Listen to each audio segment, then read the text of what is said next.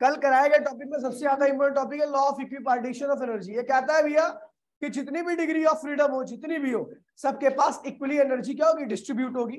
ठीक है, उसके बाद फिर मैंने आपको कराया था, भैया कि जो एनर्जी डिस्ट्रीब्यूशन होता है हर डिग्री ऑफ फ्रीडम के अंदर वो किस प्रकार से होता है। ठीक है, आज हम कराने जा रहे हैं भैया, लिखिए फटाफट जल्दी से लिखिए। ठीक है,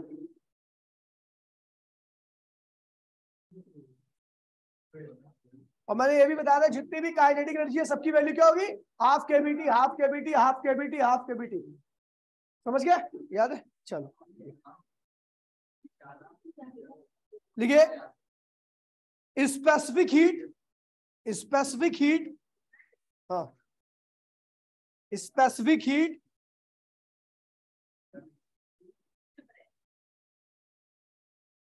specific heat of monoatomic diatomic, specific heat of monoatomic diatomic and polyatomic gas, specific heat of monoatomic diatomic and polyatomic gas। ठीक है, अभी हमें स्पेसिफिक हीट निकालनी है। अपने पास दो तरह की स्पेसिफिक हीट होती है, एक होती है सीपी और एक होती है सीवी, है ना, सीपी एंड सीवी, ये दो आपकी स्पेसिफिक हीट है। ठीक है, इनका कैलकुलेशन करने जा रहे हैं, आसान है, ध्यान दीजिएगा। According to first law of thermodynamics क्या कहता है भैया, गिवन हीट जो होती है वो या तो इंटरनल एनर्जी बढ़ाएगी या वर्क डन होगा। यहां पर डी डब्ल्यू क्या है तो आपको पता है भैया पी इंटू में डीवी के बराबर है। ठीक है, अपने को क्या निकालना है, सीपी और सीपी, दो स्पेसिफिक हीट होती है, तो हम पहले निकाल रहे हैं सीपी। क्या निकाल रहे हैं, calculation of CP, calculation of CV, specific heat at constant volume कहते हैं इसको, स्पेसिफिक हीट एट कांस्टेंट। इस केस में क्या होता है भैया, आपका वॉल्यूम कांस्टेंट होता है और डीवी की वैल्यू क्या होती है, 0 होती है। ये चीज ध्यान में रखना, पता ना। चलो ध्यान दीजिए बेटा, तो जब आपको पता है then first law can be written as then FLT,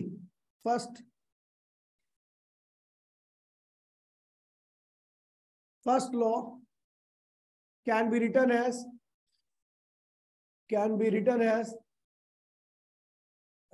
कैसे लिखेंगे भैया, तो आपको पता है जहां पर वॉल्यूम चेंज नहीं होता वहां पर वर्क डन भी क्या होता है, 0 ही होता है, याद है। तो फर्स्ट लॉ को क्या लिखेंगे, डी क्यू इक्वल्स टू में क्या हो जाएगा, ये तो 0 होगा, ये क्या बचेगा, डी यू, क्या होगा, डी यू।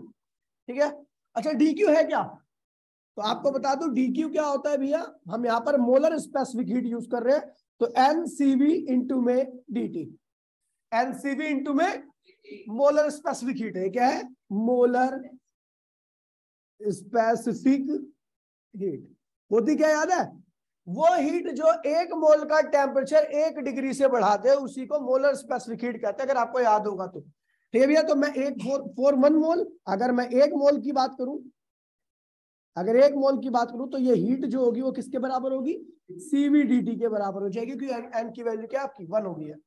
तो ये DQ क्या हो जाएगा, CVDT 1 मोल के लिए कर रहे हैं हम। ठीक है, ये बराबर में क्या होगा, DU, क्या हो जाएगा, तो बेटा CV की वैल्यू क्या आएगी, DU अपॉन में DT, DU बाय में DT। ठीक है, ये हो गया। अब हम निकालेंगे CV फॉर मोनोएटॉमिक, ये तो जनरल फॉर्मूला हो गया, यहां तक आपको करना ही करना है। ठीक है, तो नाउ CV क्या होगा, तो CV होगा आपका CV इक्वल्स टू में monoatomic, now CV for monoatomic gas, monoatomic gas का CV निकालना, तो आपको U पता है क्या, इंटरनल टोटल एनर्जी होती है, U क्या है, टोटल एनर्जी। मोनोएटॉमिक के पास कितना डिग्री ऑफ फ्रीडम होता है, 3/2 RT, 1 मोल के लिए कर रहे हैं हम, किसके लिए कर रहे हैं, 3/2 RT। अगर 1 मॉलिक्यूल के लिए करता तो 3/2 KBT, क्या होता, 1 मॉलिक्यूल के लिए 3/2 KBT, लेकिन हम 1 मोल के लिए कर रहे हैं, क्या होगा, 3/2 RT, कैपिटल RT, याद है। ठीक है भैया, तो 3/2 RT, याद है ना बेटा कैसे हुआ था, 1 डिग्री ऑफ फ्रीडम के पास 1 मॉलिक्यूल के पास एनर्जी होती है 1/2 KBT। एक मोल के पास क्या होगी, तो 1/2 RT क्या होगी, Kb क्या होता है एक मोल के लिए Na में वो Kb जो होता है एक मोल के लिए R में कन्वर्ट हो जाता है, हाँ Na से मल्टीप्लाई, Na इंटू में Kb क्या होता है R होता है, क्या होता है Na इंटू में, याद है सारी चीज लिखवा रखी है मैंने यहाँ पर बताया, तो भैया लिखवा दूं क्या यहाँ पे थोड़ा सा, चलो एक में लिखवाता हूँ उसके बाद में लिखवाना, ठीक है। Now Cv4 mono atomic gas, तो हम जानते हैं total energy in single molecule, single atom कितनी होती भैया, तो आपको पता 3/2 kBT क्या होता है, 1 मोल Na से मल्टीप्लाई करोगे तो टोटल एनर्जी क्या होगी 3/2 Na इंटू में Kb इंटू में T, ये क्या हो गया बेटा RT, ये हो जाएगा 3/2 RT, ठीक है। ये हो गया, मतलब एक मोल के अंदर मोनोएटॉमिक गैस के पास कुल इतनी एनर्जी होती है। अपने को क्या निकालना है, Cv, क्या निकालना है, Cv इक्वल्स टू D/dt, और U की वैल्यू क्या रखी है 3/2 RT, यही रखी है। अभी हमने क्या किया, इसको और इसको क्या कर दिया, बाहर निकाल दिया, कांस्टेंट है ना 3/2 कांस्टेंट, R आपका कांस्टेंट होता है, बाहर आ गया, अंदर क्या बचा dt अपॉन में dt क्या होगा 1, तो क्या होगा इसका Cv क्या आ गया 3/2 R, किसका मोनोएटॉमिक का Cv आ गया। Cp कैसे निकालूं Cp, तो भैया इसके निकालने का एक तरीका है, वी नो मेयर फॉर्मूला, क्या Cp माइनस Cv बराबर में R होता है, मेयर फॉर्मूले के हिसाब से Cp माइनस Cv बराबर में क्या होता है R होता है, तो Cp क्या होगा R प्लस Cv, तो R Cv की वैल्यू क्या रखी है भैया 3/2 R, सॉल्व करोगे तो ये पूरा का पूरा मामला आएगा 5R/2, यानी मोनो एटॉमिक गैस की स्पेसिफिक हीट क्या होती है 3/2 R एट कांस्टेंट वॉल्यूम वाली, और मोनो एटॉमिक गैस की specific heat at constant pressure वाली ये होती है। देन गामा, नाउ गामा क्या होगा इनका, गामा क्या होता है Cp/, में याद है Cp/में Cv, तो बेटा कुछ नहीं करना, Cp की वैल्यू क्या रखी है 5R/2, और Cv की वैल्यू क्या रखी है 3R/2, 2 से 2 कैंसिल हो गया, R से R कैंसिल हो गया, इसको सॉल्व करोगे तो 5/3 होता है आपका 1.67 होता है, ठीक है भैया। तो ये मोनो एटॉमिक गैस के लिए, जैसे आपका नोबल गैस होगी, जितनी भी नोबल गैसेस है सबकी सब क्या होती है मोनो एटॉमिक होती है, ठीक है, गैस की बात कर रहा हूं मैं, ठीक है। तो उनका Cp हमेशा यही रहेगा, Cv हमेशा ये रहेगा, Cp उनका हमेशा ये आएगा, और गामा की वैल्यू आपकी हमेशा उनकी ये आएगी। 1 मिनट के अंदर कॉपी करो जल्दी से बेटा, जल्दी करो।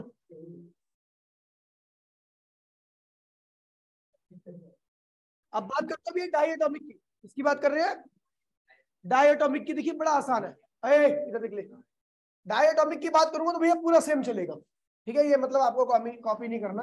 अब आपको ध्यान रखना है कि Cv इक्वल्स टू में du/dt।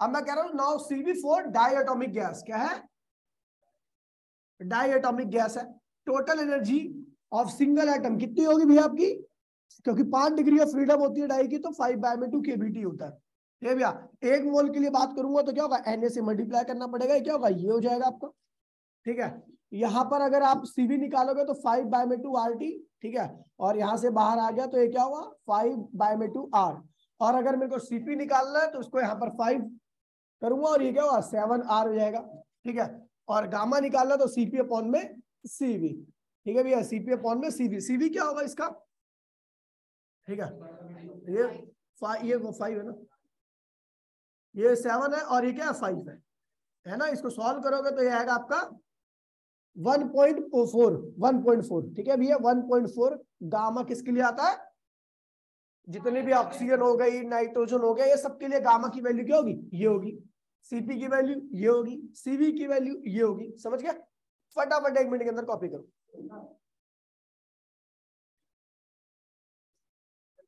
चलो भैया अब बात करते हैं पॉलीएटॉमिक की, ठीक है। और पॉलीएटॉमिक का डिग्री ऑफ फ्रीडम क्या होता है आपको याद है 3n - R, n क्या है नंबर ऑफ एटम, और आर क्या, नंबर ऑफ बॉन्ड या रिलेशन नॉर्मली कह सकते हो आप। ध्यान दीजिए, अभी बात कर रहा हूं मैं, सीधा डायरेक्ट बात कर रहा हूं। अगर मैं पॉली एटॉमिक गैस की बात करूं, total energy in single atom, poly atomic की, पॉली एटॉमिक, पॉली एटॉमिक मतलब जिसके पास बहुत सारे एटम्स हो, ठीक है। ओए ध्यान दीजिए, तो उसके 1 डिग्री ऑफ, दिए भाई प्लीज, उसके कुल डिग्री ऑफ फ्रीडम के पास कितनी एनर्जी होगी, तो कल मैंने लिखवाया था आपको 3n माइनस आर अपॉन में 2, यही था, इनटू में केबी की टी, डिग्री ऑफ फ्रीडम से मल्टीप्लाई कर दिया। उसके बाद 1 मोल की बात करूंगा तो एन से मल्टीप्लाई कर दूंगा, तो इसी में क्या होगा, 3n माइनस आर अपॉन में 2 आर इंटू में टी, ये होगी टोटल एनर्जी आ गई, है ना, ये हो गया। ध्यान दीजिएगा, उसके बाद फिर मैं जाता हूं इसके सीवी पर। सीवी में देखिए ये और ये दोनों चीज क्या कांस्टेंट है, बाहर निकल आएगी, तो आपका जो सीवी बनने वाला है वो कुछ ये बनेगा, 3n माइनस आर अपॉन में 2 इंटू में आर टी। ये पूरी टर्म क्या है, कांस्टेंट है, बाहर निकल गई, यानी 3n माइनस आर अपॉन में 2 इंटू में आर, सॉरी ये आर क्या है, ये दोनों आर अलग अलग है, ठीक है। अभी यहाँ पे आप समझ जाओगे कि ये बता देता हूं मैंने, ये वाला आर जो है, चलो लास्ट में फाइनली लिख दूंगा, ठीक है, समझ जाना, ठीक है, यहाँ पर लिख देता हूँ, लास्ट में लिख दूंगा, ये अलग है, ये आर अलग है, ये आइडियल गैस कांस्टेंट का आर है, और ये रिलेशन उनके कितने बॉन्ड बने उनके अंदर, ठीक है। तो ये हो जाएगा आपका 3n माइनस आर, और ये आर डैश कर देते हैं ना इसको, आर डैश, आर डैश ज्यादा बेटर है, ठीक है, आर डैश, और ये क्या होगा आर, ये क्या हो गया उसके पास सीवी की वैल्यू क्या होगी, और सीवी निकालने आएंगे तो क्या होगा सीपी, यही होगा आपका। तो आर की आर प्लस सीवी की वैल्यू करके 3n minus R dash upon में 2 इंटू में आर। अभी इसमें कॉमन ले लीजिए तो क्या हो जाएगा बेटा आपका, ये इंपॉर्टेंट टॉपिक है, ध्यान रखना, ठीक है, आर इक्वल्स, और आसान भी टॉपिक है, तो ये हो जाएगा 1 plus 3n minus R dash upon में 2, और ये क्या हो गया, आर आर तो कॉमन चला गया था, है ना, तो ये 2 हो जाएगा यहाँ पर, 2 और plus 3n minus R dash upon में क्या हो गया 2, ये भैया, तो ये हो गया आपका सीपी, क्या हो गया सीपी आ गया, ठीक है। क्या बात, गलत तो नहीं किया कुछ, अरे सही तो है, क्या दिक्कत है, ठीक है, देख लो, वही कैलकुलेशन मिस्टेक तो नहीं है, यही है ना 3, ठीक है। और उसके बाद गामा निकालना है, तो कुछ नहीं करना, गामा क्या करो भैया, गामा इक्वल्स टू में सीपी अपॉन में, यानी ये सीपी की, ये सीपी की वैल्यू सीवी की वैल्यू से क्या करेंगे भैया, माइनस कर देंगे, काटा पीटी हो गया जो है ना, आर डिवाइड कर देंगे, ठीक है भैया। तो ये हो गया स्पेसिफिक हीट ऑफ गैसेस, समझ गए, किसी की लिए भी आपको निकालना, किसी भी के लिए निकालना, आप यहाँ पे फॉर्म में रखिए, इस तरीके से आप निकाल सकते हो उसकी, ठीक है, जल्दी से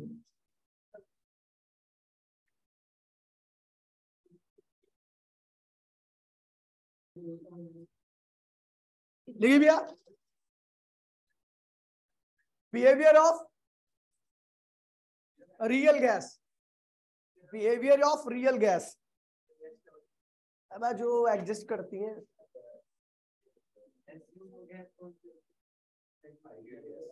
आइडियल,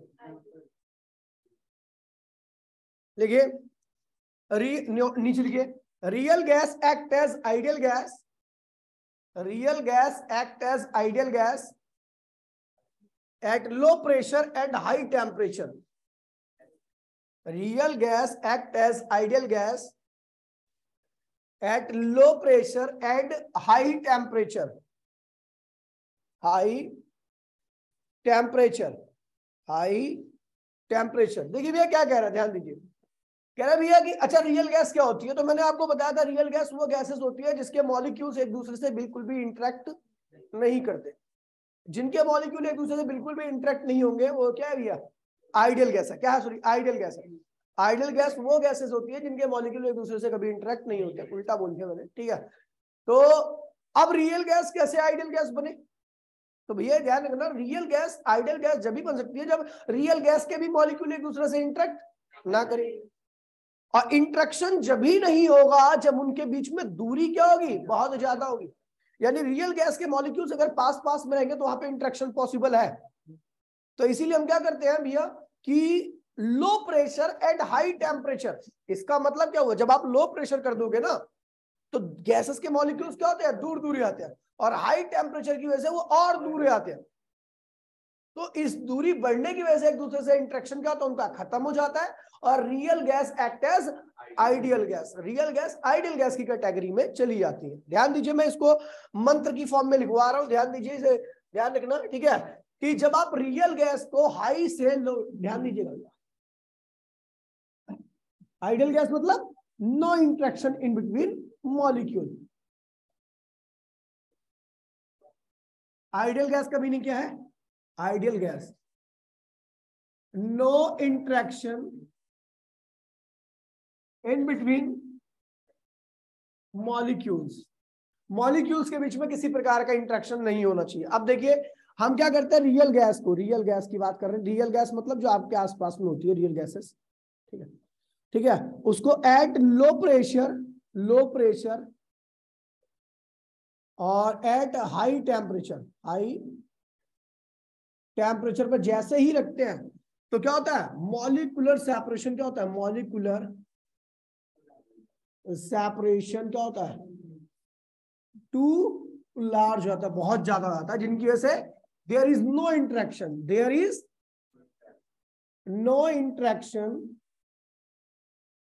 इन बिटवीन मॉलिक्यूल्स, मॉलिक्यूल्स के बीच में किसी प्रकार का इंटरेक्शन नहीं बचता, और वो कैसे बिहेव करते हैं, act as ideal gas, ideal gas, ठीक है भैया, कोई दिक्कत तो नहीं है।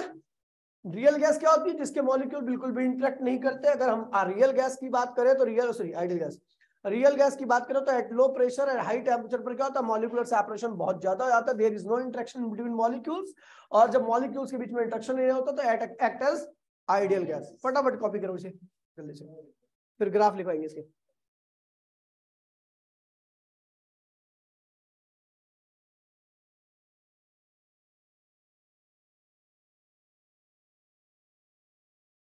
देखिए भैया, पहला है आर और, ठीक है, आर और इसका क्या है लिखा हुआ है, प्रेशर के बीच में, ठीक है, ध्यान दीजिए भैया, आर क्या कांस्टेंट है, मतलब आइडियल गैस कांस्टेंट, ठीक है, और यहां पर पी क्या है भैया, प्रेशर है, प्रेशर एटीएम में, ध्यान दीजिए भैया, ठीक है। आर की वैल्यू क्या होती है आपको पता है, फिक्स होती है, किसके लिए, आइडियल गैस के लिए 8.31 है ना, 8.31 होती है ना, और ये इसकी आइडियल गैस की वैल्यू है, दांत मत पड़ा है, ठीक है। अगर मैं आइडियल गैस की बात करूंगा, मैं आइडियल गैस की बात करूंगा तो आइडियल गैस हमेशा ही क्या करती है भैया, यही वैल्यू कैरी करती है, इसकी वैल्यू हमेशा क्या रहेगी, यही रहेगी, किसी भी प्रेशर, किसी भी टेम्परेचर, किसी कहीं पर भी जाओगे आपको हमेशा यही मिलने वाला है, 8.31।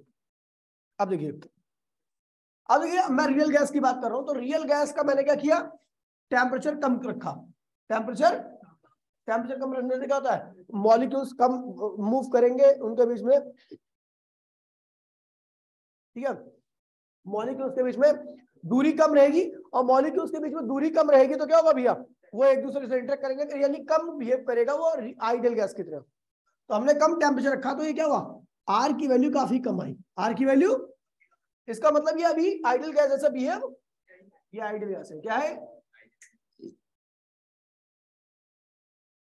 आइडियल गैस की तरह बिहेव नहीं कर रहा, नीचे आ रहा है इसका ग्राफ, ठीक है, टेम्परेचर क्या है, काफी कम है, लेकिन जैसे ही मैंने प्रेशर को क्या किया भैया, प्रेशर यहाँ पे आप डिक्रीज कर रहे हो, यहाँ इधर जाने पर आपका प्रेशर क्या हो रहा है, डिक्रीज हो रहा है, ठीक है, इधर प्रेशर क्या होता है, इंक्रीज हो रहा है, ठीक है, तो ये थोड़ा जैसे प्रेशर डिक्रीज हुआ तो थोड़ा सा ऊपर चला गया, कोई दिक्कत तो नहीं है,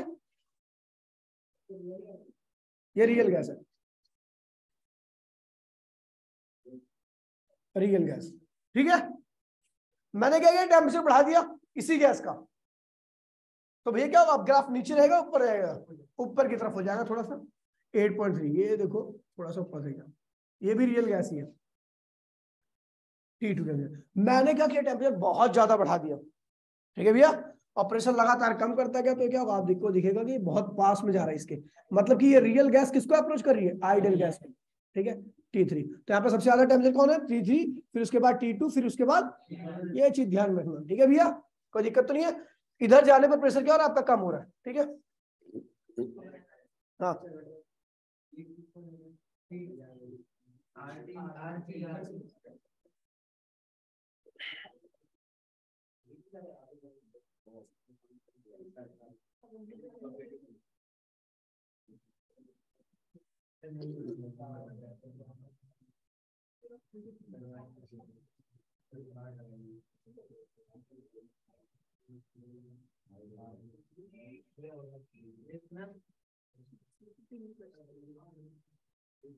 इस चैप्टर में क्वेश्चन है बड़ा प्यारा सा, कह रहा है भैया, ये ग्राफ ध्यान रखना, ठीक है? इसको चैप्टर में एक प्यारा सा क्वेश्चन है, कह रहा है इफ V1 इक्वल्स टू में 2 मीटर पर सेकंड, V2 इक्वल्स टू में 4 मीटर पर सेकंड और V3 इक्वल्स टू में 6 मीटर पर सेकंड, कैलकुलेट V मीन निकालना है आपको, यानी मीन वैल्यू निकालनी है, एंड V RMS निकालना है। तो V मीन कैसे निकलेगा याद है? 2 3 4 5 6, 2 + 4 + 6 मीटर पर सेकंड डिवाइड बाय 3, सॉल्व कर लीजिए। ये V क्या V मीन आ गया। ठीक है, ऐसे ही V RMS निकालना है तो क्या होगा भैया आपका? 2 का स्क्वायर, 4 का स्क्वायर, 6 का square under divide by 3 under root. ठीक है भैया, इसको सॉल्व कर लीजिए। तो ये क्वेश्चन बहुत बार आ रखा है, इसलिए मैंने नॉर्मली करा दिया। ठीक है भैया, ये चैप्टर खत्म हो चुका है। ठीक है, इसके क्वेश्चन जो बचे हुए हैं एनसीईआरटी के पूरे मैं कराऊंगा। ठीक है, सिलेबस खत्म होने के बाद। कल आपको पहले बेसिक इंटीग्रेशन डिफरेंशिएशन बताऊंगा, तो कल नहीं परसों। ठीक है, कल छुट्टी रखूंगा। ठीक है, वरना बेकार में उसके, हाँ नहीं एक्चुअल में नहीं बर्थडे तो मनाया जाता है, लेकिन मेरा खास एकदम तो उसका एक्सपायर हो गया।